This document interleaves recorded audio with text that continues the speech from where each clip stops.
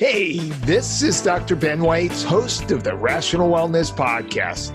I talk to the leading health and nutrition experts and researchers in the field to bring you the latest in cutting-edge health information. Subscribe to the Rational Wellness Podcast for weekly updates. And to learn more, check out my website, drweitz.com. Thanks for joining me, and let's jump into the podcast. Hello, Rational Wellness Podcasters. Thank you so much for joining me again today. For those of you who enjoy listening to our Rational Wellness Podcast, please give us a ratings and review on Apple Podcasts or wherever you listen to the podcast. Also, if you'd like to watch a video version, go to my YouTube page. And if you go to my website, drweitz.com, you can find detailed show notes and a complete transcript. Today, our topic is the low FODMAP diet with SIBO guru Angela Pifer. The low FODMAP diet is often touted as a beneficial diet for patients with small intestinal bacterial overgrowth, commonly found in 60 to 80% of patients suffering with irritable bowel syndrome, one of the most common gastrointestinal conditions. Irritable bowel syndrome, or IBS, is marked by stomach pain, gas and bloating, constipation, diarrhea, alternating of the two, as well as a host of other symptoms. Small intestinal bacterial overgrowth is a condition marked by having higher concentrations of bacteria in the small intestine than normal, and treatments often include a low FODMAP diet or a similar diet, such as a specific carbohydrate diet, a GAPS diet, or Jacobi SIBO biphasic diet, in order to starve the bacteria, since these bacteria eat fiber as their food. Some studies, Angela's shaking her head no.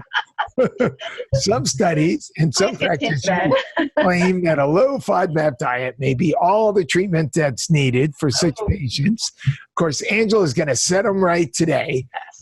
Or they may combine the low FODMAP diet with antimicrobials, motility agents, probiotics, and other treatment protocols. Yes, which I wholeheartedly agree with. But yes, but not to start them out with a FODMAP diet. Okay. Our guest today, Angela Pifer, has recently published 2 articles warning that we may be mistaken about what the research shows about the low FODMAP diet, what the benefits of the low FODMAP diet are, and what are the dangers of the low FODMAP diet, especially if followed for a long period of time. Yep. Angela Pifer is one of the nation's foremost functional medicine nutritionists with a practice in the state of Washington. And her practice is focused on functional gastrointestinal disorders, especially SIBO and IBS.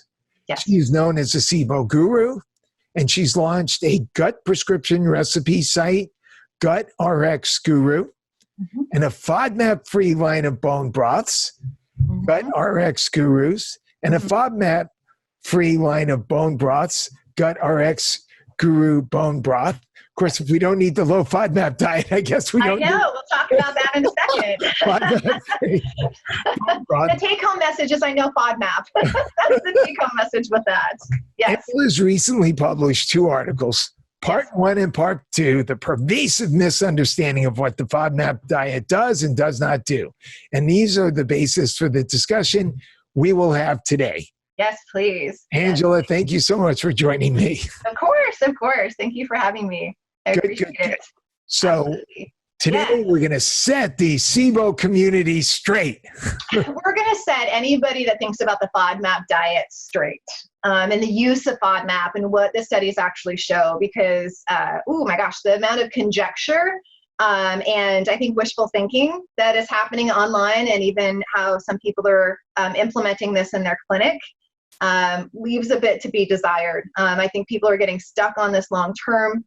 It's causing a lot of anxiety, just from, taking a group of people who already have IBS or SIBO that are dealing with chronic presentation of symptoms, feeling socially isolated already because they can't just go eat whatever they want and they have to deal with that. Now they're on an even more restrictive plan, which causes more anxiety and stress. And we've got to figure out, as clinicians, why we're so quick to jump to this study when, why we're so quick to jump to this diet when we start to really dissect the studies.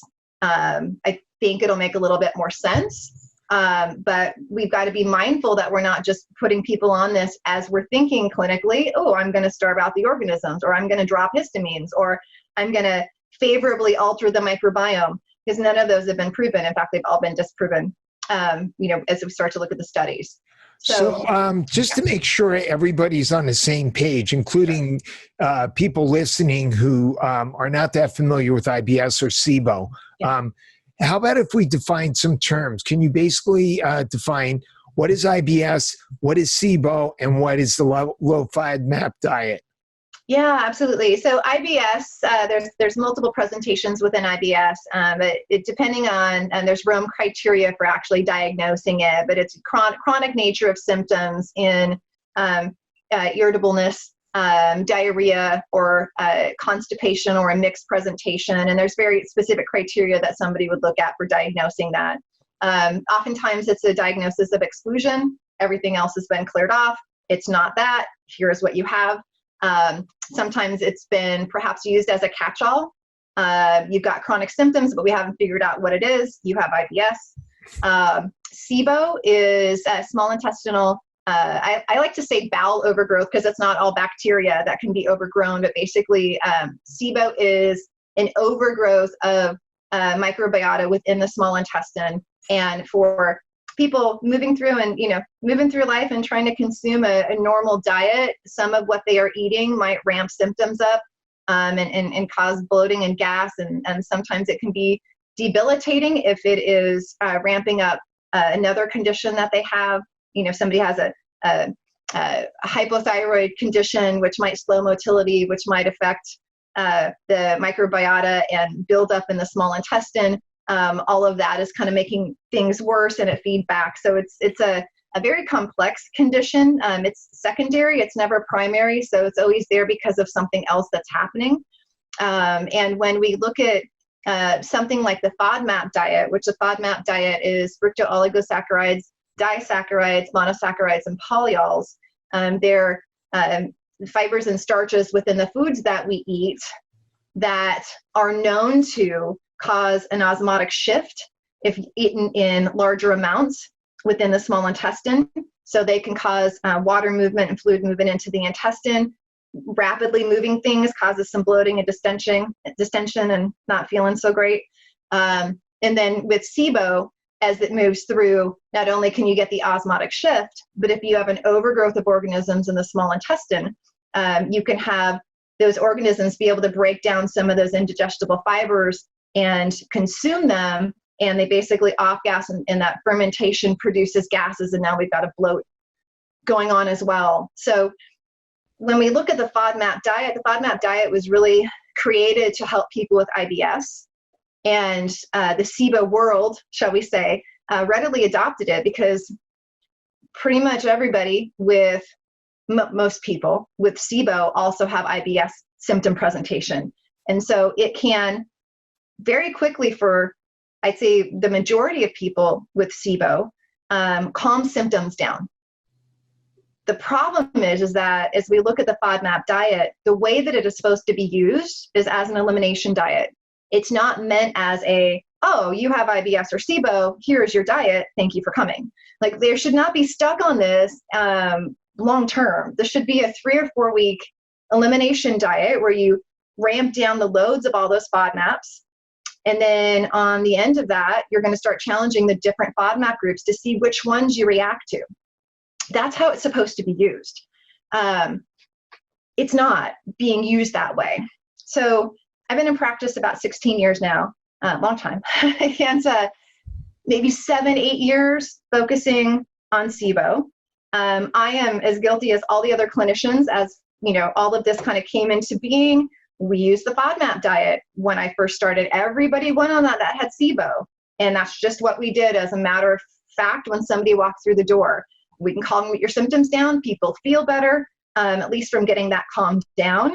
But the longer and longer you're in practice treating SIBO, the more and more people you see that have been on the FODMAP diet for 2 months, 6 months, 2 years. I had somebody a month ago came to me that had been on it for 7 years. And more often than not, when you run a SIBO test and you have a test back when to compare it to, their numbers are similar.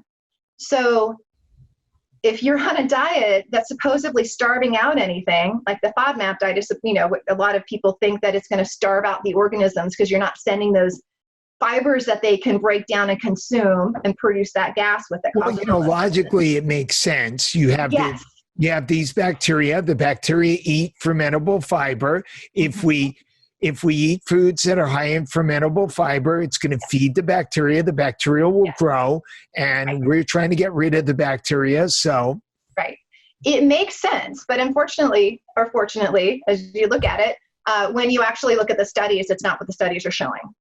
And clinically, as we step back, if we ignore the studies, as clinicians, again, we've all seen the person that have been on this for 2 months, 6 months, 2 years, 7 years, and they still have SIBO. So if the diet if this diet starved anything out, wouldn't that be all they needed? Wouldn't that be the fix? It might take them longer to starve things out, but that's not what we see clinically. In fact, I would love any practitioner to talk with me that, I just put somebody on a low FODMAP diet for 6 months and their SIBO test is negative. Here we are. We just don't see it. So we have to learn from that, and we have to look at the studies as well. So when we actually look at the studies around the lactulose breath test and using a FODMAP diet. So the lactulose breath test, would you like me to explain that one for just a second? Sure. Just to make sense for people. So basically, what we're trying to figure out is, do you have too much gas production in the small intestine? Thereby, we can identify SIBO, that overgrowth in the small intestine.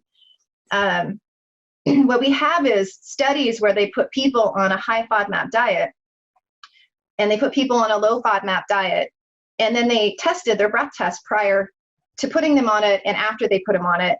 And we're starting to, are there any changes? So when we look at methane production, it's really interesting because as we start to think about, okay, this makes sense. If we put somebody in a low FODMAP diet, it's going to starve things out. We should see, after someone's on a FODMAP diet, we should see methane go down. We should see hydrogen go down. So when someone has SIBO and they have an overgrowth of organisms in their small intestine, the gas production is hydrogen, methane, or hydrogen sulfide. Right now, we have the ability to test for methane and hydrogen.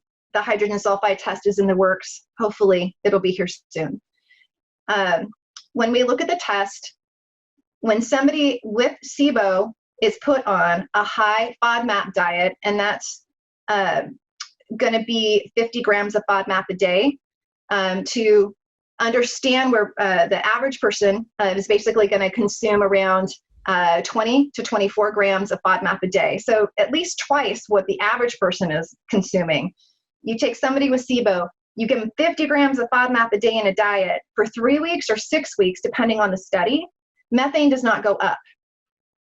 So what we know of methane is that when methane is present, transit time slows down.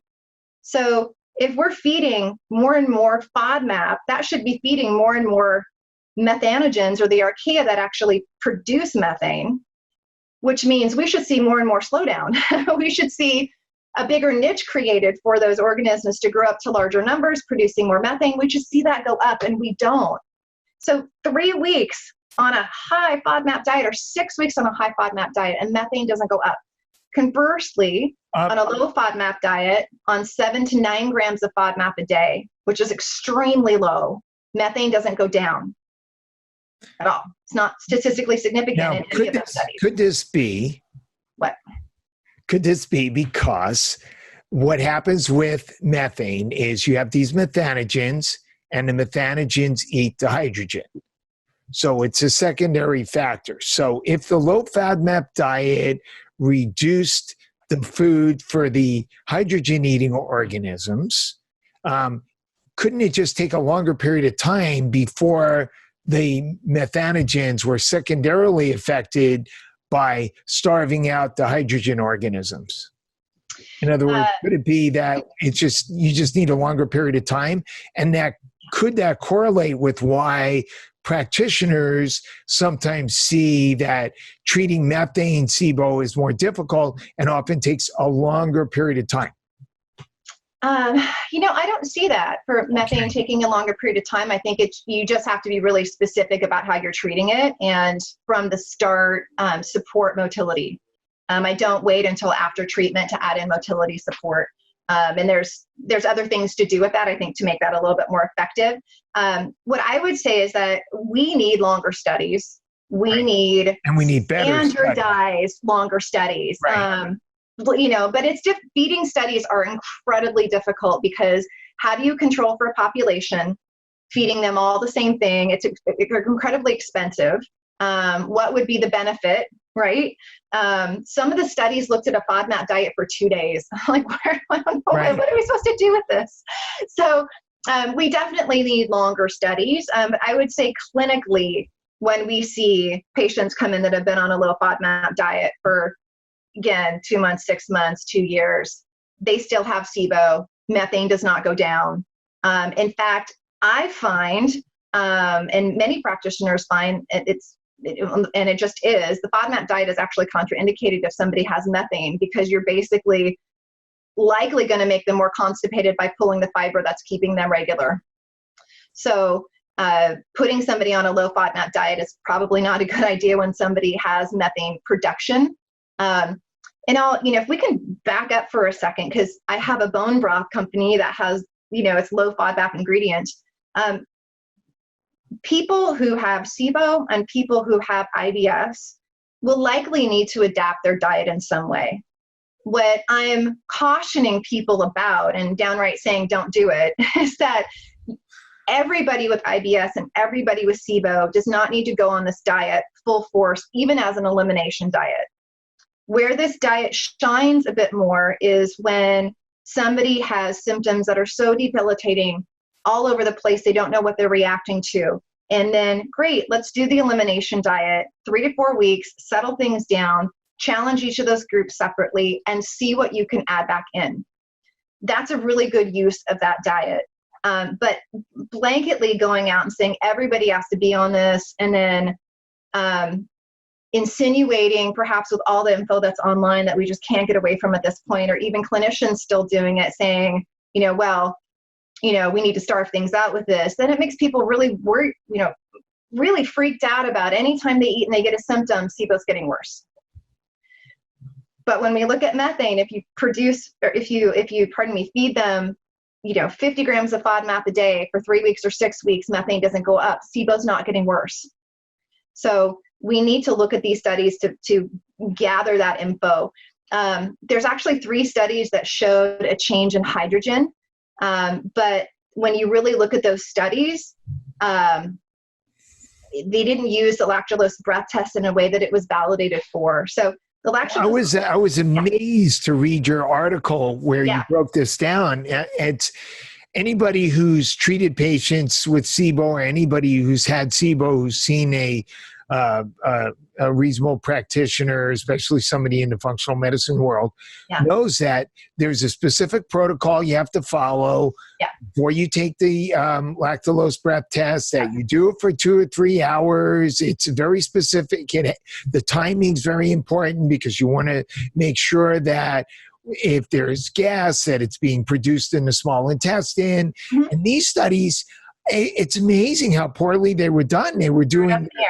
having them do the breath test like all day long. They were eating at the same time. It's unbelievable. It really is. Yeah. So the lactulose breath test, basically you consume lactulose as the substrate, this fermentable sugar that we don't really absorb. And you breathe out a tube at 15 or 20-minute intervals over a 3-hour period. And as that moves through the small intestine, if there's an overgrowth, you're always going to have a little bit of, production, because your small intestine is not sterile. But as that moves past the overgrowth, you're going to get a larger fermentation reaction, more gas production, and that's going to cross your intestinal tract into the bloodstream, exchanges in your lungs, and comes out your breath. It's fascinating. But the crux of it is, it was only validated when you do a 12-hour food prep basically eating, chicken and rice, reducing the fermentation that is always going on in the large intestine so you can get a clear read in the small intestine. And then you follow that 12-hour food prep with a 12-hour fast, basically, again, to decrease the colonic fermentation. And when we're looking at the test time range, to diagnose SIBO, we're looking at the 100 to 120 minute mark of the test, not 3 hours in, because it's in the colon at that point. So the 3 studies that looked at this, one was so interesting. It's called a low FODMAP diet is associated with changes in the microbiota and reduction in breath hydrogen, but not colonic volume in healthy subjects. So first of all, healthy subjects, they ate their habitual diet, their regular diet for 7 days. They were provided 24 hours worth of food, which is a standard package. So at least they're all doing the same thing, right? It wasn't low FODMAP. They did the lactulose breath test the next day. And then they took the group as a whole, divided it in 2. The low FODMAP group, they were given maltodextrin, which we see repeated in other studies where maltodextrin is basically a starch made from corn, rice, potatoes, or wheat. Why do they add that?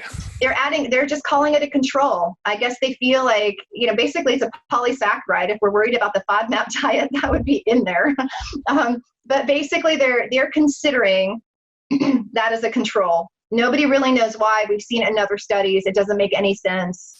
Issues. So I don't even know that it's a comparison. And then the high FODMAP diet group was on a low FODMAP diet, but then supplemented with oligofructose, which is, basically fiber supplements. So they weren't even put on a high FODMAP diet.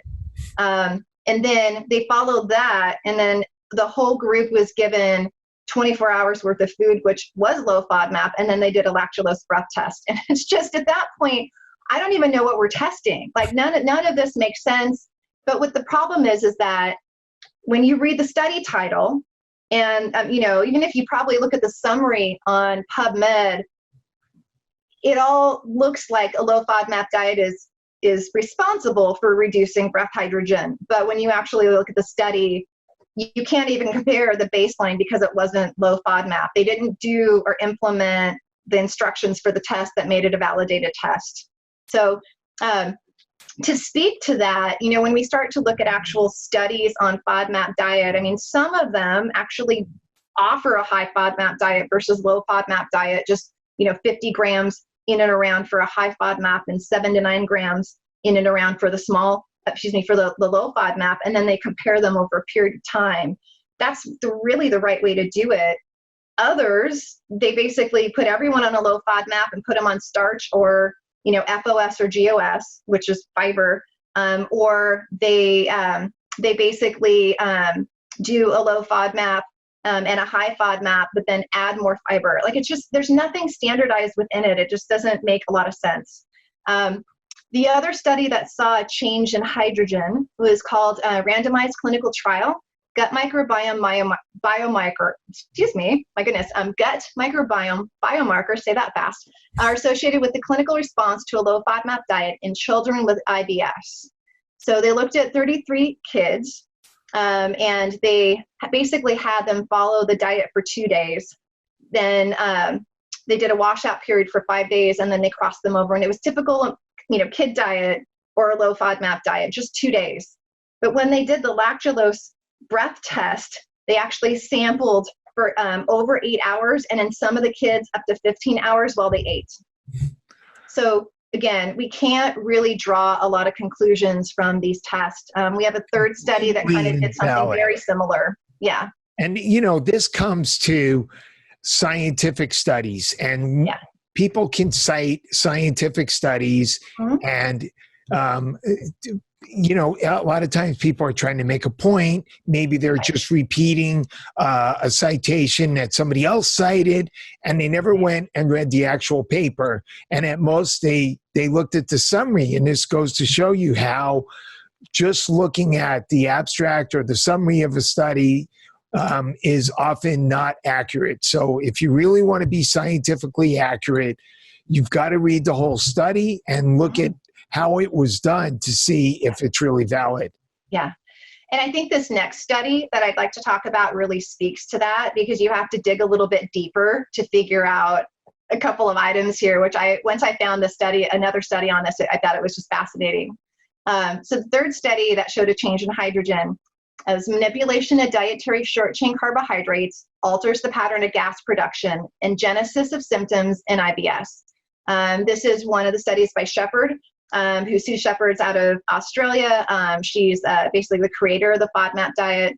And then Monash University, she had an association with them, and they've got a great app for FODMAP. So to give them a bit of a shout out there. This study is cited so often. I see this all the time. So basically they had 15 healthy subjects, 15 people with IBS, and they either ate a low FODMAP diet, 9 grams a day, or a high FODMAP diet, 50 grams a day, for 2 days only. This is why it's like, who looks at anything for 2 days? So short. It's ridiculous. Right. So they followed a 7-day washout period where they ate their normal diet, and then they crossed them over and did the 2-day diet intervention, which is, you want to have a crossover, make sure there's no differences between the groups. Food was provided, which is fantastic, because then you really get the standard effect. Everyone is fed the same thing. What do we see? So for the low FODMAP diet, they fed them rice flakes, lactose-free milk, tea, rice bread, margarine, orange juice, an orange, rice pasta, and lemonade with sugar. So really not healthy. Who's going to stay on that long term? Incredibly white, nothing, where's the fiber? Where's the phytonutrients? We got an orange in there. By the way, I read your article, and then I went and read the study. It's even worse than that. On top of all that, they gave them snacks containing hot chocolate with lactose-free milk and chocolate wheat muffins. Yes. To both groups. Yes. Yeah, really not healthy. Really not healthy, right? So what they found was that there was a change in hydrogen. So what's interesting, so both groups had higher hydrogen levels in response to the high FODMAP diet. So this is healthy and IBS groups. But the IBS group had higher levels than the controls. So as you dig deeper into this, they didn't do a proper food prep, and they didn't fast for the lactulose breath test. They collected data for the lactulose breath test over 14 hours while they ate. And then they also didn't control for timing of the meal. So they didn't feed everybody the same thing at the same time. So I thought that might have just been a little bit of an outlier. But what's so interesting about this, the high FODMAP group was given high fructose corn syrup soda.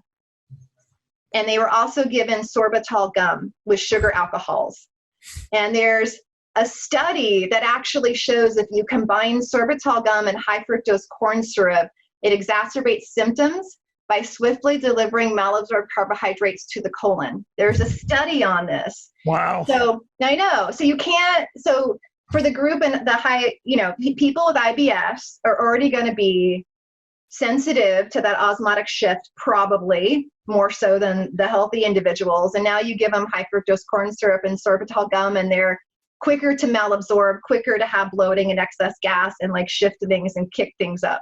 So again, it's not just the study, but you have to really get in and look at the point by point. Well, what did you feed? What's different here? What do we have to question? Because we can't just take this at face value at all. There's one other study that saw a change in hydrogen, and that was, which we'll probably talk about a few times here, because the study, again, is one of those that's cited everywhere. It's FODMAPs alter symptoms and the metabolome of patients with IBS, a randomized controlled trial, and that was by McIntosh et al. They claim to have found a difference with hydrogen levels, but when you actually look at the study, there's no statistical significance when comparing baseline data to post-diet intervention. There's none, so we're done. They went on to have a big discussion about it, but there's no statistical significance, so I don't know why they kept talking about it. I know. Tell you how I really feel. I know. So at this point, right here, we have no study that backs up a low FODMAP diet lowering hydrogen levels or methane levels in people with IBS or people with SIBO. None. It's not even controversial. There's just none. If you actually look at those, they didn't do the lactulose breath test right. There's no data to confirm. That's all we have. It may or may not work. We just don't have Yeah. proof that it does. Yeah. And so far it's pointing towards no. Clinically, we don't see it. And when we actually look at the studies where they implemented it properly at 3 weeks and 6 weeks, there's no change to hydrogen and there's no change to methane.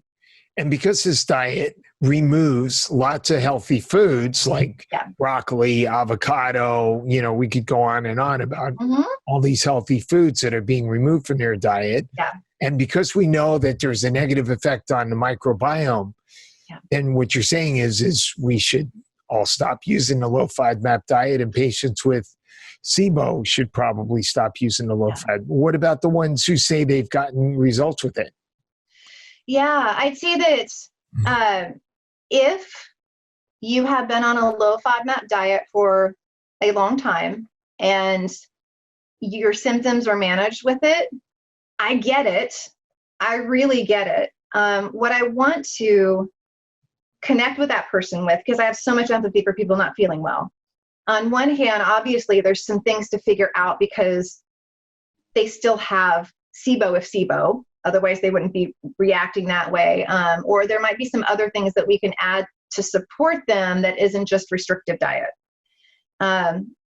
Additionally, for that connection piece, if we know from the data, and again, seeing people on this forever not getting better in terms of lowering the hydrogen and methane loads on the breath test, when you eat and have a symptom flare, I know it's not fun, but it's not SIBO growing in a petri dish. SIBO's not getting worse.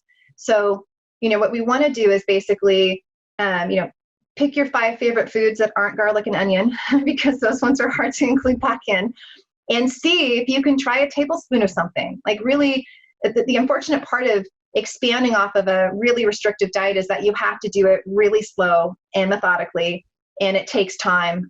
Rebecca Coombs, love her.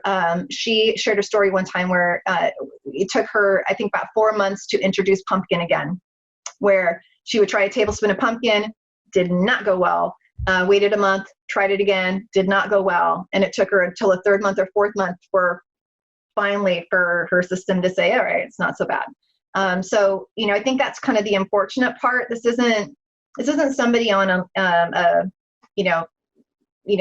reacting a little bit to dairy and gluten, and they eat it on occasion and they don't quite get a flare up. These are people that if they have, for a lot of them, if they have, a cup of potatoes, are going to be down for 3 days with their symptoms flaring up. So, for some people, just depending on where they're at, they're going to have to go very slow with the. So what's happening? Why can't they tolerate these foods anymore?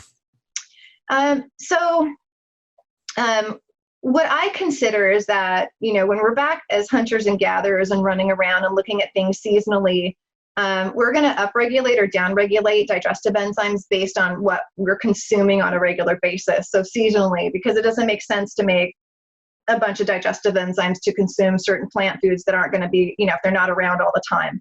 So when we're really paring somebody down and having them consume little variety and a lot less food, it takes a little bit to start to reintroduce foods to get their body to start to acclimate to that a little bit. I think there's some support out there to be had that can really help them introduce things a little bit more easily. There's some really great, Intolerase by Beta 8 is a really great digestive supplement that was made for SIBO that can help with all those different starches and indigestible fibers to help break those down a bit more. So I think maybe to explain it too, if you haven't had, and this is, let's say, non-SIBO people, just healthy individuals running around. If you haven't eaten beans in a year and a half, and you go have a cup of beans, you're going to have probably some gastric distress, a little bit of gas production. But if you eat beans on a regular basis, your body will get used to it and acclimate.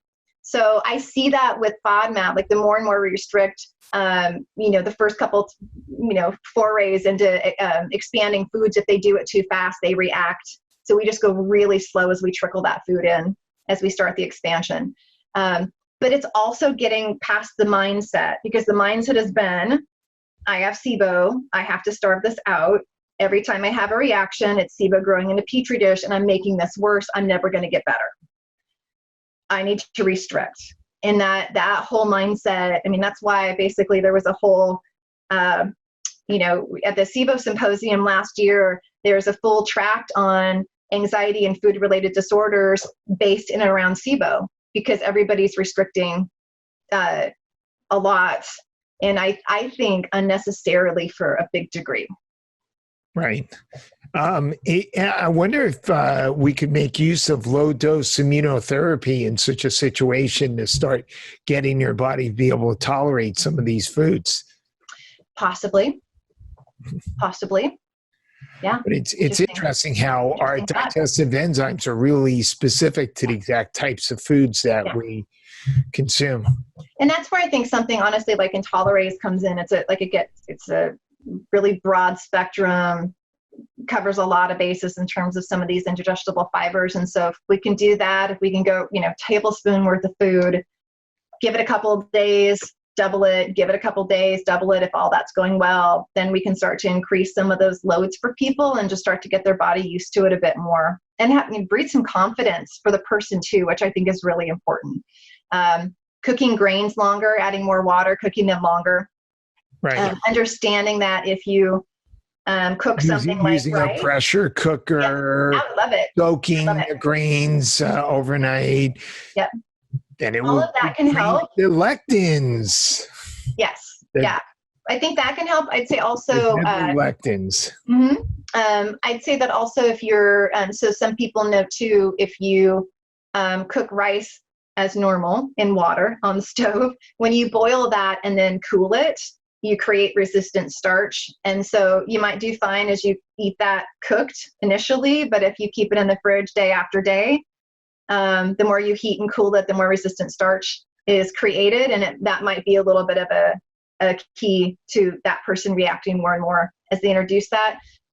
If they, there's different types of white rice too. If you don't do well with jasmine rice, that doesn't mean rice is out. There's different rices, and you might do well with another kind. Right, depending upon whether they're higher in amylopectin or. Yep. Yeah. Exactly. Exactly. Okay. Yeah. So, if the low FODMAP diet hasn't been proven to be effective, are there any other diets that have been proven to be effective for SIBO? No, not to date. So, basically, we've got the low FODMAP diet, we've got the SIBO specific food guide, which basically combines the FODMAP and SCD, and then the biphasic is an implementation of the SIBO specific food guide, where the groups of foods are phased in at different times. So we don't have any studies. So there's really no research to back up the specific carbohydrate diet or the GAPS diet, either one of those? GAPS isn't often used because GAPS has a lot of fermented foods in it. And so I think people shy away from that a little bit with SIBO, a lot with SIBO. Who am I kidding there? They really shy away from it. But SCD actually has some fairly good studies behind it, but not for this. It's more related in and around to ulcerative colitis and some other things, but not specifically for SIBO. So, and I'll say there's, different practitioners have a different way of getting a patient from A to B. I'm not trying to get in the way of that. I'm trying to have a discussion on what we're trying to do with the low FODMAP diet. And I see so many patients come to me having been on this for so long. And it's almost like you see their shoulders go when you say, I give you permission to eat. Please go eat. Because I've even had people come to me and they said, oh, you're probably going to, I've been cheating. You're probably going to tighten up my diet. And I'm like, oh, eat whatever you want. Of course, it's going to be healthy and we're going to work on it. But, I give you permission to eat. What are the next 5 foods you want to try? Let's do it methodically with purpose. Let's start to expand, give them something to look forward to. I've gotten so many people expanded with their diet and they're better for it. They're not worse. SIBO's not getting worse. They're better for it because they have better endurance. They got better emotionally. They got more nutrition coming in. It's all positive. It's not ever going to be a negative with that. So, we just have to look at this from that perspective. I'd say, again, if you're working with a practitioner and you're listening and they really love the SCD or they really love a FODMAP or the SIBO specific or biphasic, and they have an in and out plan, that's fine. But the in and out plan is 3 to 4 weeks. It's not, you're going to be on this for 4 months or 5 months, or this is just the diet you do because you have X, Y, and Z. So I would challenge the practitioner you're working with and ask them why they're choosing this diet, how long you're going to be on it, what is the plan, and when are you going to start expanding your diet? Like if you can get all of that in writing, then the 3 to 4 weeks of a regroup could be fine based on what they see. I think it's, again, the elimination diet as a whole for a FODMAP diet to me is really reserved for people that just cannot figure out what they're reacting to. And through conversation with your clinician, we're not able to pick it out off the top of their head because it sounds like you're reacting to everything. Great case for an elimination diet. But for the rest of the groups, then we look at fructose and lactose. And just the sucrose, even for some, like we reverse engineer it. You don't have to pull everything. Fructans are probably the one that, like garlic and onion leeks, those are the ones that usually are suspect. And the problem is, of course, is garlic and onion is in everything, right? If they're trying to eat out. But that would be the first thing that we look at and have suspect about for people reacting, and then fructose and lactose. So it's not that you have to just pull everything. We might learn a little bit from the FODMAP diet and what people are less likely to react to, and what we can gravitate towards. That's great. But the whole idea that we have to restrict down to 7 to 9 grams of FODMAP a day and stay on that to starve something out is ridiculous.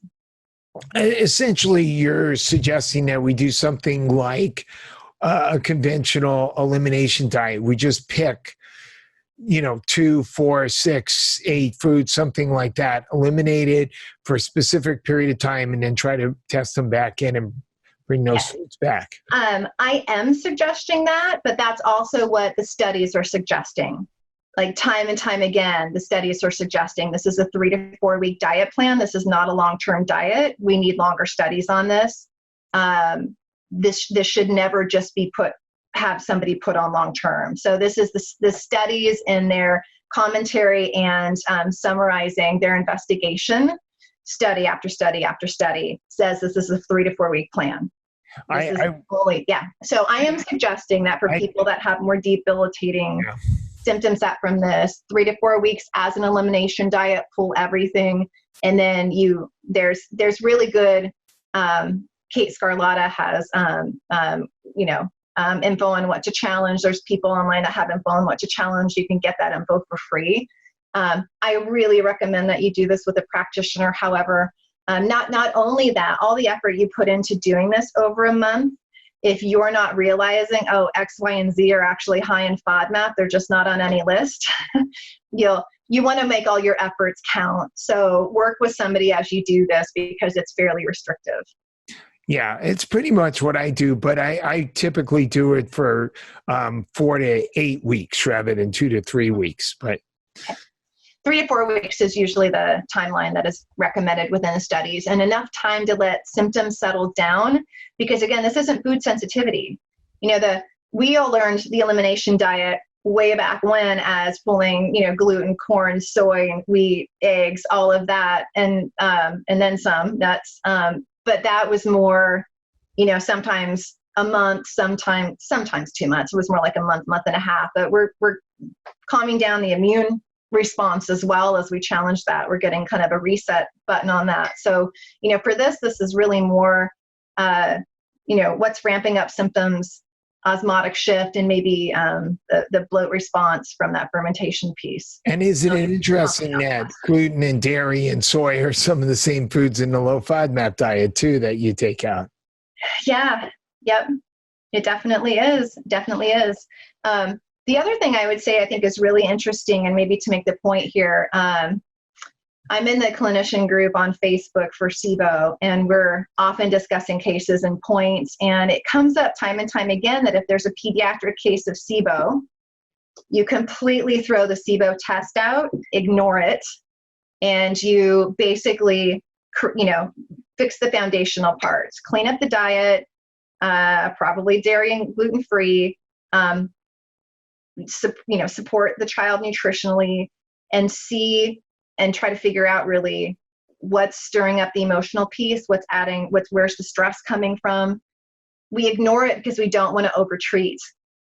And that's said by everyone, Mona, Lisa, Shaver, everyone. So as we start to look at all this, which I wholeheartily, I don't work with a ton of pediatric cases, but I wholeheartedly agree with that. But I feel like we should also be doing that in adults.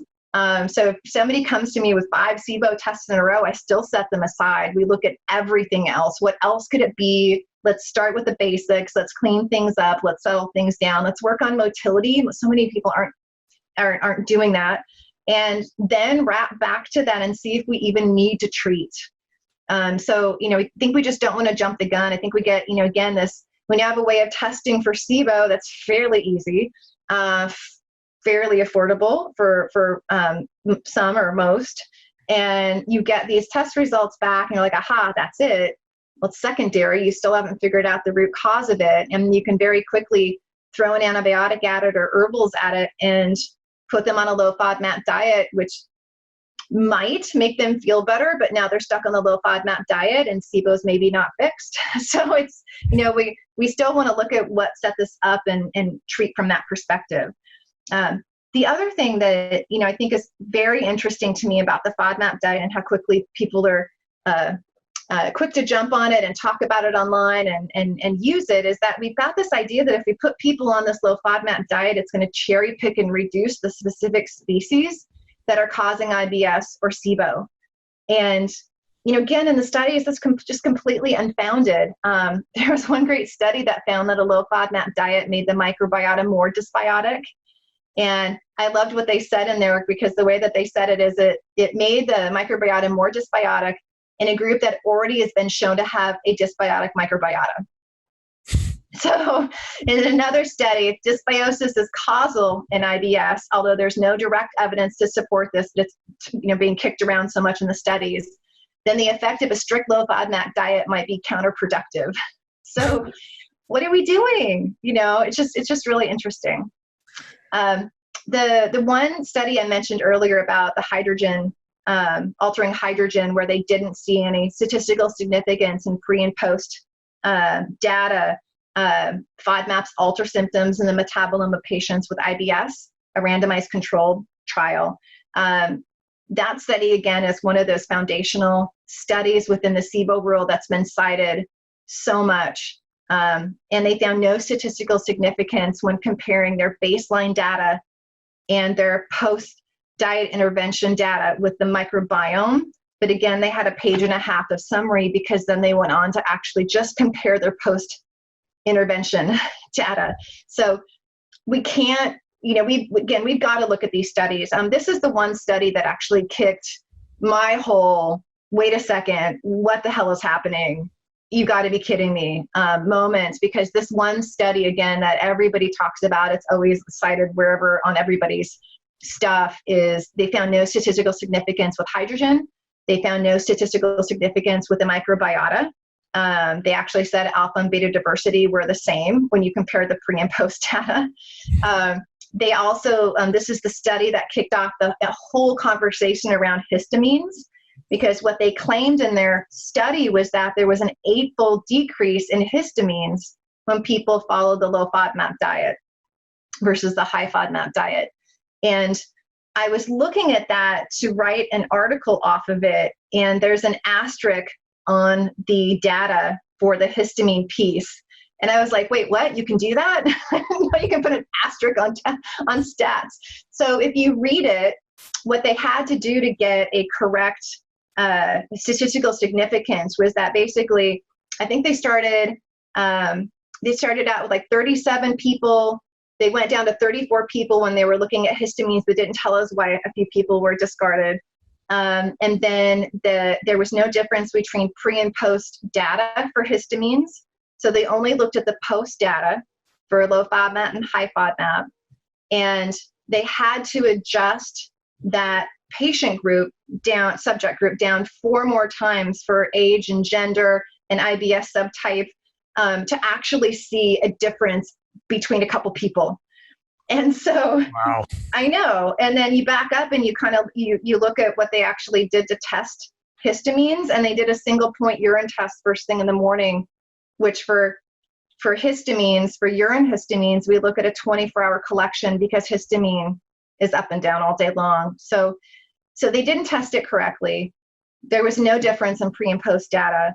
That citation is in 50 other studies that the low FODMAP diet alters histamines. And then whenever you look at those other studies, they make that citation and go into everything that's happening with the immune system because we know it lowers histamines. All complete conjecture because that study didn't show it.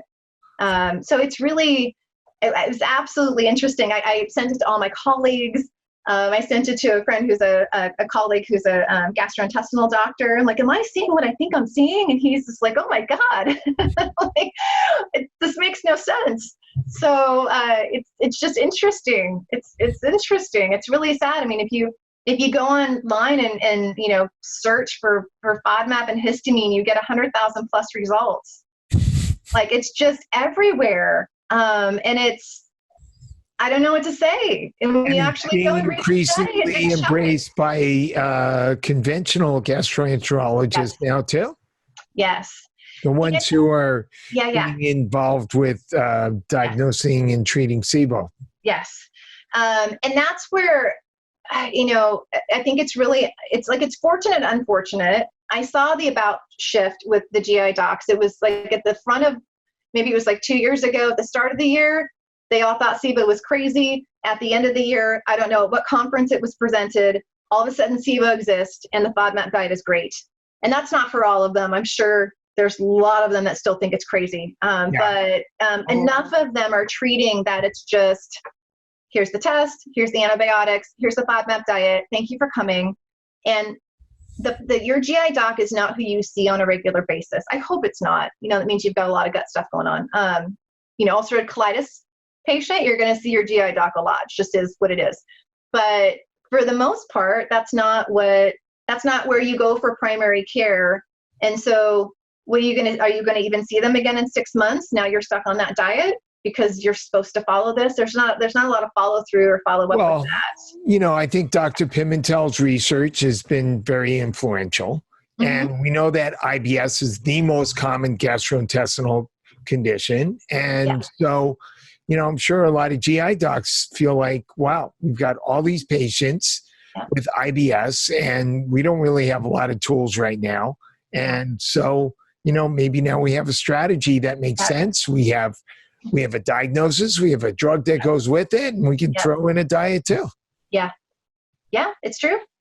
It's true. And then they, again, in the studies looking at FODMAP and IBS, they're showing that about 45% of people will improve on a FODMAP diet, again, as an elimination diet.